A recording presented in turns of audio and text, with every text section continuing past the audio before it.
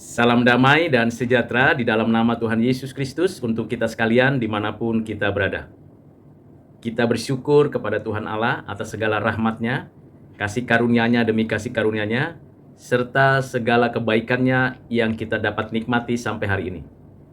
Pembelajaran kita pada hari ini berkaitan dengan apa yang menjadi penting di dalam kehidupan iman kita sebagai orang percaya. Yang penting dalam pertumbuhan iman kita ialah belajar firman Tuhan dengan sungguh-sungguh, lalu kemudian menerapkannya dengan tepat, dan membagikannya melalui perkataan, tentunya dengan tutur kata yang baik dan benar, serta tindakan nyata di dalam menerapkan firman Tuhan. Mari kita boleh mempersiapkan hati untuk mengerti dan memahami keseluruhan dari tiap ayat, dari tiap kitab, dalam keseluruhan ajaran Alkitab. Seperti kita ketahui bahwa di dalam Alkitab, kita belajar banyak mengenal dirinya Allah yang menyatakan dirinya untuk kita mengenalnya. Dan di dalam Alkitab, kita mengetahui siapa diri kita untuk kita menyadari keberadaan kita di bumi ini, di alam semesta ini. Dan akhirnya kita tahu bahwa kita tidak sendirian, kita ada di alam semesta ini, di bumi ini, dengan beragam ciptaan Tuhan yang dapat kita saksikan, bahkan kita manfaatkan untuk kepentingan kehidupan kita. Di dalam ajaran Alkitab, kita mengetahui ketika kita membaca dengan teratur, berurutan dari kitab Kejadian sampai dengan kitab Wahyu, kita bersyukur karena Tuhan Allah telah merancang seluruh penyataannya itu melalui firman-Nya yang tertulis dan dituliskan oleh para penulis dalam waktu kurun 1500 tahun itu. Dengan menggunakan bahasa manusia, dapat kita mengetahui bahwa di dalam Alkitab ada penciptaan, ada kejatuhan manusia, ada penebusan dari Allah, dan penyempurnaan dari apa yang sudah dirancangnya dalam kekekalan. Di dalam penciptaan, kita mengetahui bagaimana Tuhan Allah menciptakan segala sesuatu dari tidak ada menjadi ada dengan firman-Nya oleh Roh Kudus yang memberikan hidup dan kehidupan, dan seluruh tatanan ciptaan itu teratur, baik, dan indah dalam satu sistem kehidupan, sehingga kita sebagai manusia mendapatkan banyak berkat jasmani maupun berkat rohani melalui karya ciptaan Allah. Kita memang tidak sendirian di bumi ini, tetapi kita diberikan otoritas, kuasa, kekuatan untuk mengelola dan memelihara bumi ini. Ada banyak materi di bumi ini dan di alam ini, baik gas, padat, dan cair. Ada banyak tumbuhan, tanaman yang dapat kita manfaatkan untuk kehidupan kita di bumi ini. Dan ada banyak hewan, binatang yang dipelihara, dijaga, bahkan dirawat supaya kita bisa memanfaatkan apa yang disediakan Tuhan Allah. Terlebih lagi, kita sebagai orang percaya mengetahui dan meyakini bahwa ada malaikat-malaikat Tuhan yang berjaga dan berkemah di sekeliling orang-orang percaya. Dan tentunya kita harus tahu dan sadar bahwa ada iblis, roh jahat, yang mencobai kita dan mengganggu kita senantiasa untuk tidak memiliki hidup yang benar, yang suci, yang adil kepada Allah dan sesama.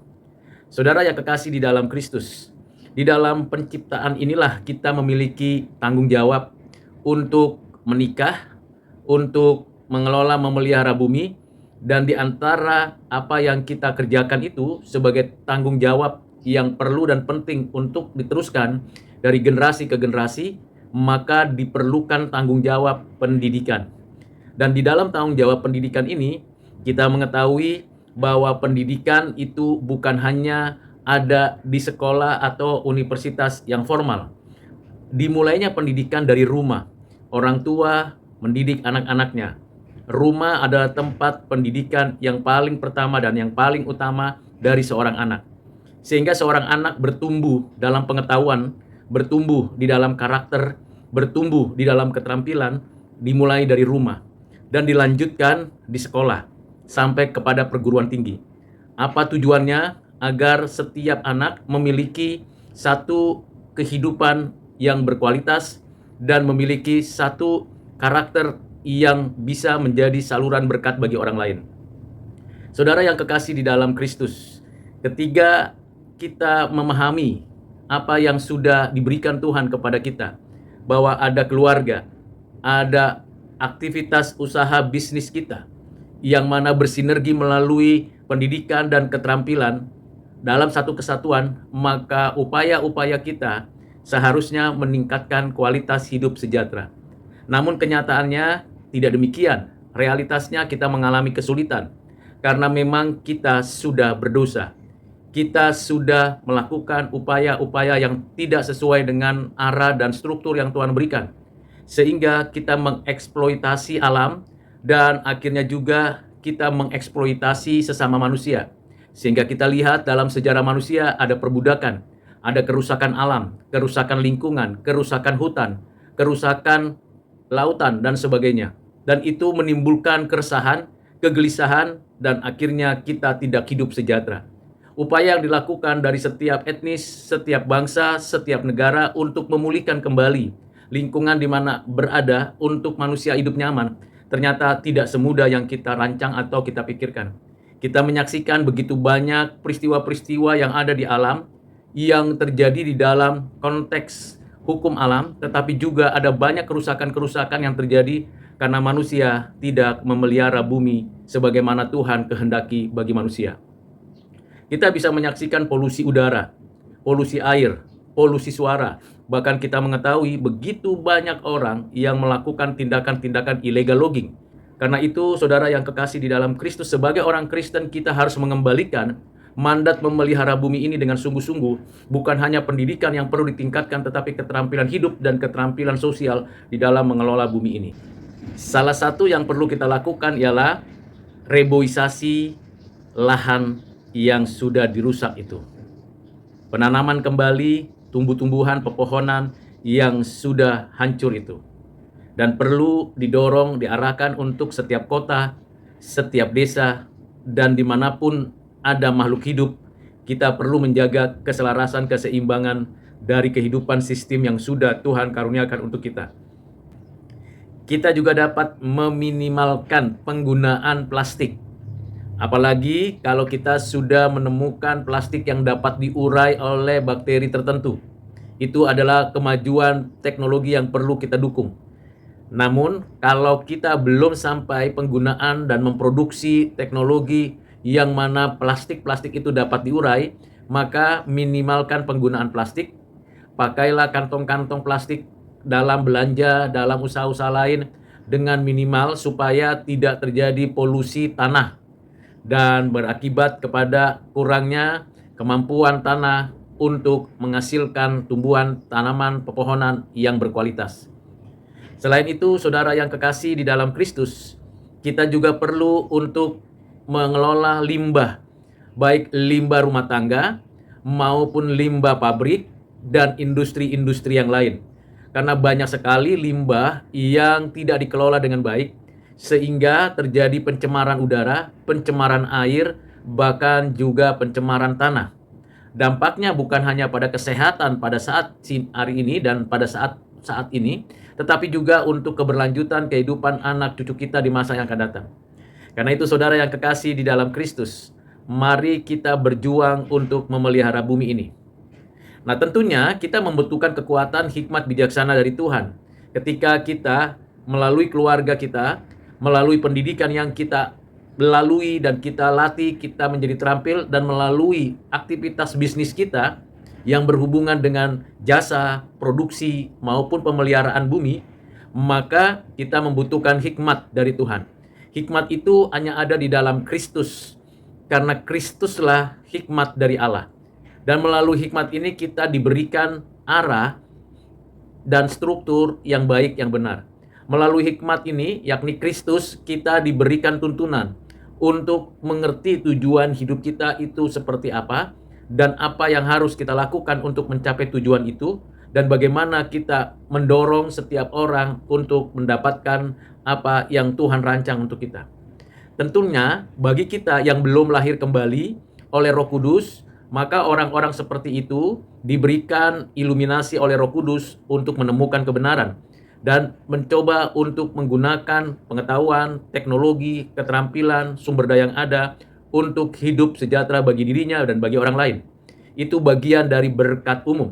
Tetapi bagi kita yang percaya kepada Kristus karena dilahirbarukan oleh Roh Kudus, maka kita harus lebih dari sekedar kita menikmati anugerah umum itu. Kita mendapatkan tanggung jawab yang datangnya dari Tuhan untuk lebih bergiat lagi.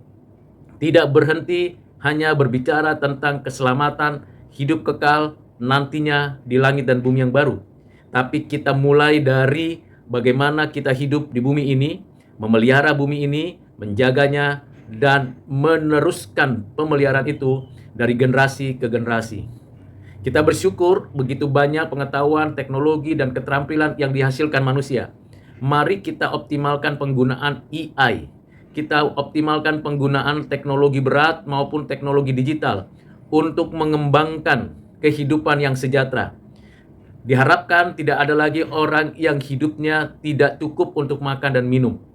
Kenyataannya, kita mengetahui makin banyak orang yang kaya, yang punya pendidikan dan punya pengetahuan yang tinggi, nampak sekali ada ketimpangan pendapatan dengan orang-orang tertentu sehingga tidak mendapat kecukupan untuk makan dan minum. Kita bisa lihat kasus-kasus stunting. Kita bisa melihat bagaimana busung lapar terjadi dan bagaimana orang-orang mau mengemis, bahkan meminta-minta. Bahkan ada orang-orang yang menganggur dan tidak punya pekerjaan, akibatnya melakukan tindakan kejahatan. Namun sangat disayangkan kalau ada orang yang sudah punya posisi bekerja sebagai ASN, sebagai pamong praja, sebagai orang-orang yang bertanggung jawab di dalam pemerintahan dan kehidupan berbangsa. Oknum-oknum para koruptor yang melakukan tindakan seperti itu bukan hanya harus dihukum, bukan hanya harus dimiskinkan, tetapi diberi pelajaran untuk bisa bekerja sebagai petani, peternak, atau menjadi tukang kebun. Jadi tidak merugikan negara dan tidak merugikan rakyat. Mereka yang kedapatan korupsi, mereka yang kedapatan melakukan pencurian uang rakyat, tidak perlu hanya dipenjara dengan penjara yang begitu ketat. Yang perlu dilakukan adalah memiskinkan mereka, kemudian dipekerjakan mereka menjadi petani, peternak, dan pekerja-pekerja sosial lainnya. Sehingga negara tidak perlu mengeluarkan budget yang besar untuk lembaga-lembaga pemasyarakatan. Karena memang tempatnya terbatas dan hunian begitu terbatas, maka perlu mereka itu dididik, dilatih dengan memperlengkapi dan mempersiapkan mereka menjadi petani, menjadi peternak, menjadi nelayan. Biarkan mereka merasakan apa yang dirasakan oleh rakyat. Bahkan kalau bisa, mereka menjadi pekerja-pekerja pabrik, sehingga mereka tahu apa susahnya rakyat yang mana uang rakyat itu dikorupsi oleh mereka. Saudara yang kekasih di dalam Kristus, prinsip-prinsip keadilan, prinsip-prinsip kesucian, prinsip-prinsip kebenaran, itu perlu ditegakkan di dalam mengelola bumi. Sebagai orang percaya, tidak berhenti hanya merebut duduk di bangku legislatif, eksekutif, yudikatif. Lakukan hal yang benar, yang adil, yang suci dengan tepat. Sehingga regulasi yang dikeluarkan, lembaga-lembaga eksekutif, lembaga-lembaga legislatif, lembaga-lembaga yudikatif betul-betul digunakan untuk kemakmuran rakyat. Masih banyak kita lihat orang-orang yang mengemis di pinggir jalan. Masih banyak orang-orang yang tinggal di kolong jembatan. Masih ada orang-orang yang susah mendapatkan lahan untuk bertani. Karena ada orang-orang kaya, orang-orang penguasa, pengusaha, dan orang-orang hebat yang menguasai dan memberikan sebuah pengertian-pengertian yang menimbulkan kolonialisasi pada diri rakyatnya sendiri. Itu yang terjadi. Jadi saudara yang kekasih di dalam Kristus, siapapun saudara, kalau saudara menyadari tanggung jawab ini berat, mari kita bergandengan tangan. Supaya dari tiap pulau yang ada di negeri ini, dari tiap provinsi yang ada di negeri ini, dari tiap etnis yang ada di negeri ini, dari tiap agama, kepercayaan, keyakinan yang ada di negeri ini, merasakan kehadiran negara yang mensejahterakan rakyatnya. Kalau ada politisi-politisi, calon-calon legislatif yang mempromosikan diri, ketahuilah masanya akan diuji. Apakah kata-katanya hanya untuk bisa duduk di lembaga-lembaga legislatif atau eksekutif atau yudikatif. Teruji dalam kurun waktu yang sedemikian ketatnya. Dan rakyat melihat, menyaksikan, dan waktulah yang menjadi hakim yang paling jujur. Jadi saudara yang kekasih dalam Kristus, silakan Anda mencalonkan diri menjadi anggota-anggota legislatif, eksekutif, yudikatif. Silakan kita terampil mengerjakan tugas tanggung jawab kita dengan porsinya masing-masing secara profesional. Tetapi ingat dan sadarilah tanggung jawab Anda adalah meningkatkan kesejahteraan rakyat, bukan mensejahterakan diri sendiri. Kalau Anda menjadi anggota eksekutif, legislatif, yudikatif dengan modal dan Anda ingin jadikan itu menjadi alat ekonomi Anda, maka arah dan tujuannya, struktur di dalam pengelolaan pemerintahan, pengelolaan kehidupan berbangsa menjadi rusak. Karena itu saudara yang kekasih dalam Kristus, kalau saudara orang Kristen, sadari tanggung jawab itu. Bukan sekedar kata-kata kosong, melompong, tapi ini adalah tanggung jawab yang diberikan Tuhan. Sekali lagi saudara yang kekasih dalam Kristus, di dalam ranah penciptaan yang Tuhan berikan kepada kita, mari kita mengalami hidup damai dan sejahtera. Bukan hanya untuk kita, bukan hanya untuk anak cucu kita, tapi untuk segala bangsa, untuk negeri ini. Tuhan memberkati saudara sekalian. Amin.